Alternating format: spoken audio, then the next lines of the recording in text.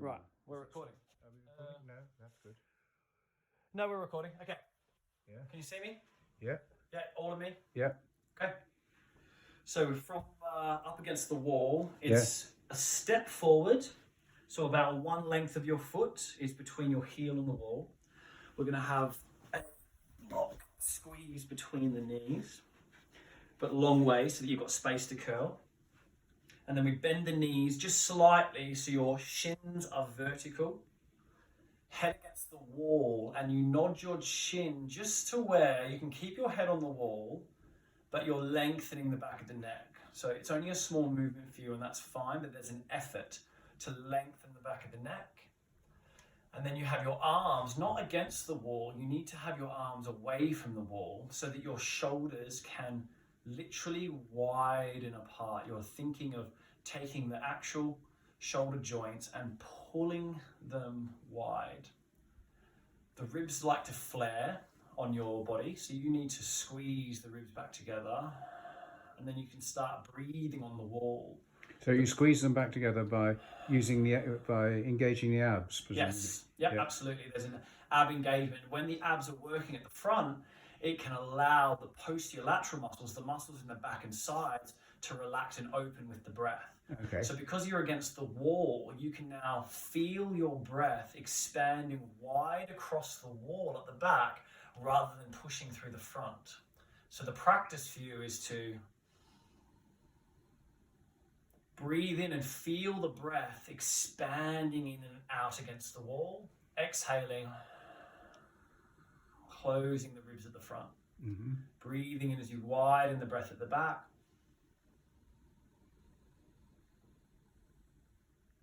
Exhaling, squeezing the ribs together at the front. And then once you're ready, after you've done your breath, the breath is connecting us, obviously making us present. It's activating our parasympathetic nervous system. Now we're going to waken that up by articulating the spine. So for you, the focus is in the lumbar, the lower back, trying to get as much separation of vertebrae as possible because you're quite tight there. So we exhale to curl chin to chest, squeeze the ribs together and in, and then slide the sternum down to the pubic bone and try and press your lower back into the wall, and then peel each piece off the wall one at a time.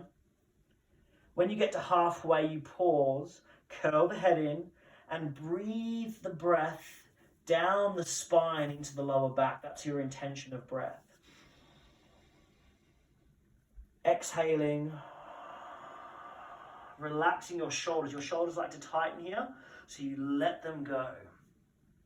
Let your head hang, let your shoulders hang. Loosen up everything in the top half of the body. Full breath in here.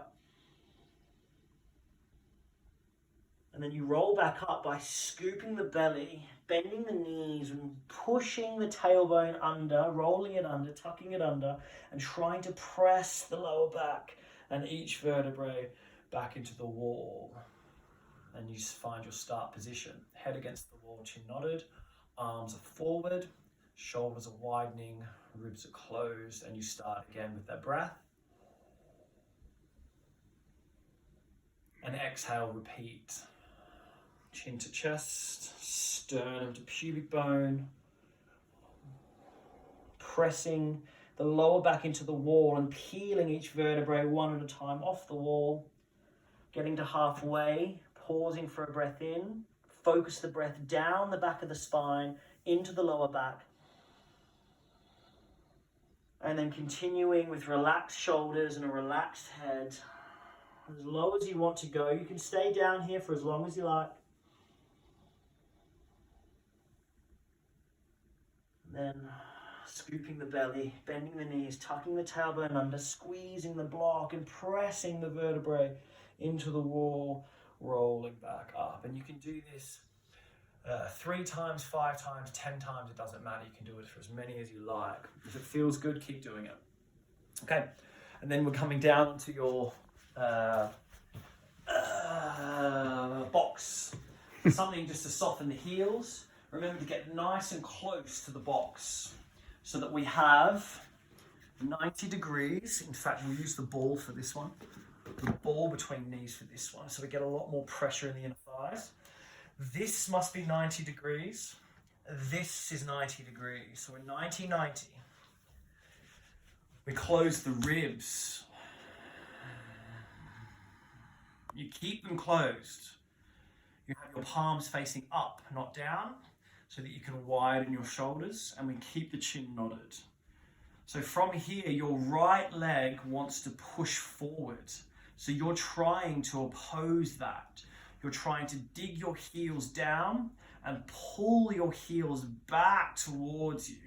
That tension of pulling back, retraction, that resistance pulling back is what's activating the back side of the body, the hamstrings and the glutes, the calves, the Achilles, all of the back side of the body, all the ligaments and muscles that we need to strengthen. So the ribs are closed. Once you've got that pull from the legs, the squeeze of the inner thighs, we scoop the lower belly and we roll the tailbone off the ground. You don't have to come very high. You keep pulling back. Your focus is on your right leg especially, pulling back. And then you've got to tell your glutes to activate. Squeeze your butt, squeeze your inner thighs, hollow your lower belly and try and come a little higher. And then roll back down, building strength through the back of the legs. Release to neutral, keep the ribs closed. And again, pull back with the heels, pressing into the box. Pull the abs in and roll the tailbone up off the ground. Squeeze the glutes, tighten the hamstrings, squeeze the ball, hollow the belly, come higher if you can. Squeeze the glutes, tighten the hamstring, pulling the heels. Squeeze the block or the ball, scoop the belly, and then you lower back down. You're doing a lot of work in the back side of the body. And I want you to be working to an 8 or 9 out of 10. If you start to cramp, then you need to stop. Okay? You can do that up to 10 times when you start to get to that 9 out of 10 mark. Okay? And then we can shuffle backwards. And then we take the ball away, but keep it handy. Prop the block under your head. And then you can put your feet on the floor. And then we need to soften the ribs again, lengthen the back of the neck again.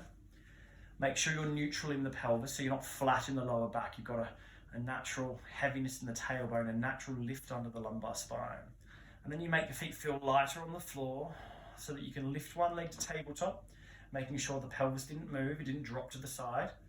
And then you lift the second leg to tabletop, and then we can take the ball between the knees. Try not to let your heels drop down. They like to drop.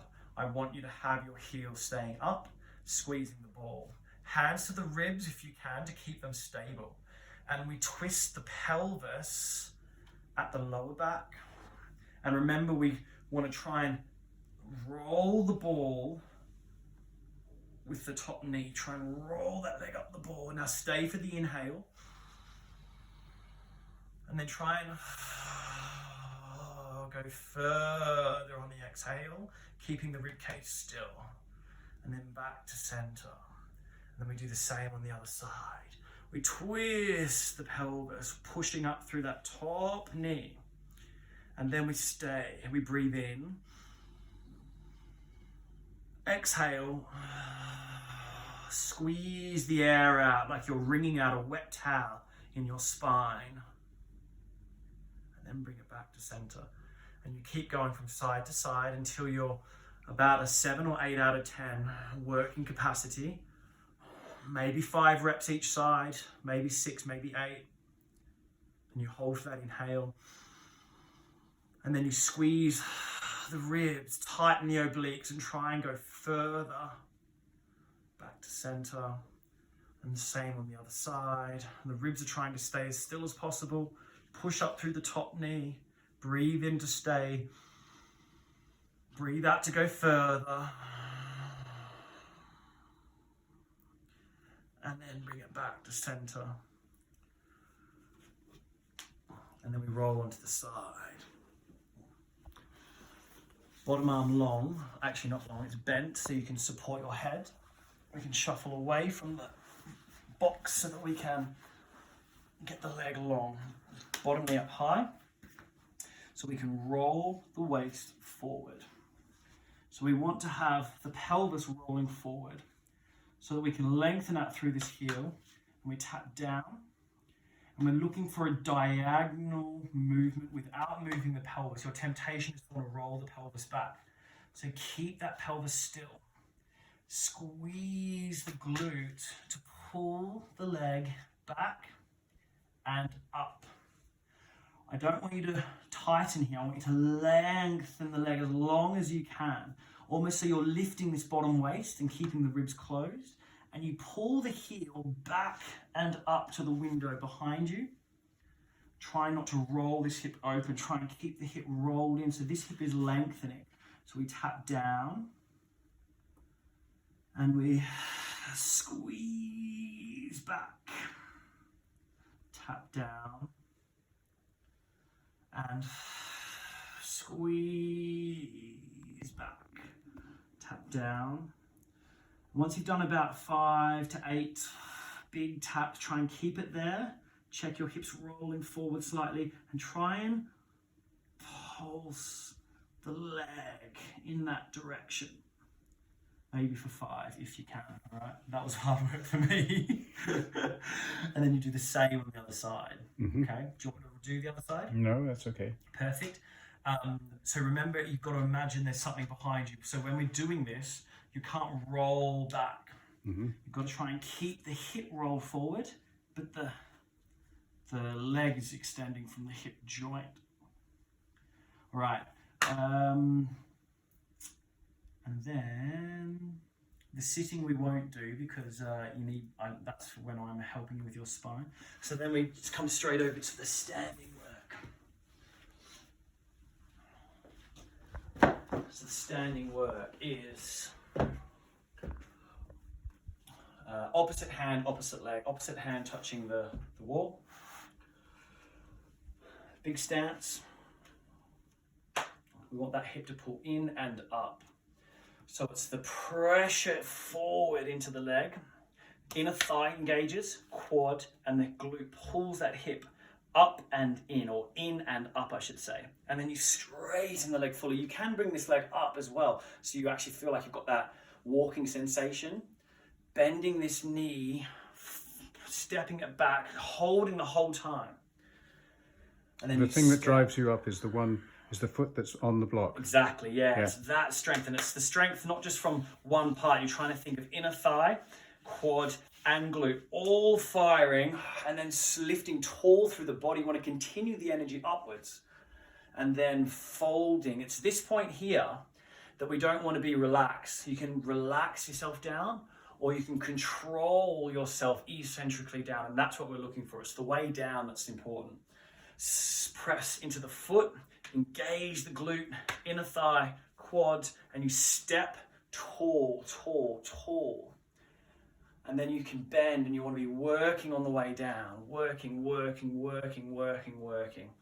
And then you can make it faster. You can step, lift, bend, back, and you can make it flowing and smooth. Step, lift, bend, and back. Step, lift, bend, and back. You don't have to lift that other leg. It's just if you want the momentum. We have just been doing it to here. But if you want to bring it forward a little bit, that'll just give you momentum, okay? And then you do the same on the other side, which was, we went over here.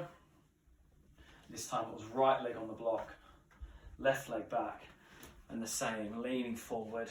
Take your time before you do the fast ones to do it slowly, to put pressure into the block, and then use those muscles all to stand tall. I want you to feel it right up through the spine and out through the crown of the head, like your head can't get any higher. That energy from the foot pressing up through both ends of the body.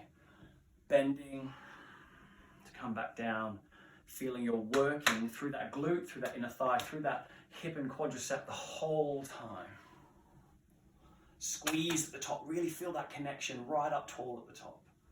The higher you can make your body, the taller you make your body, then the better the exercise. If you just straighten the leg and stop here, and you're not lifted through the body, you don't get the full impact, you don't get the full the fascial contraction. When you lift tall, you get the muscles to work 100%. And then we step it back, and then you can speed it up again. Okay? Step, lift, control it back, make sure it's working.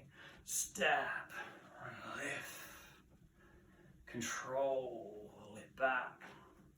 Okay? That's it, done. Oh, good. Stop Thank going. you. Thank you. No worries. Now let me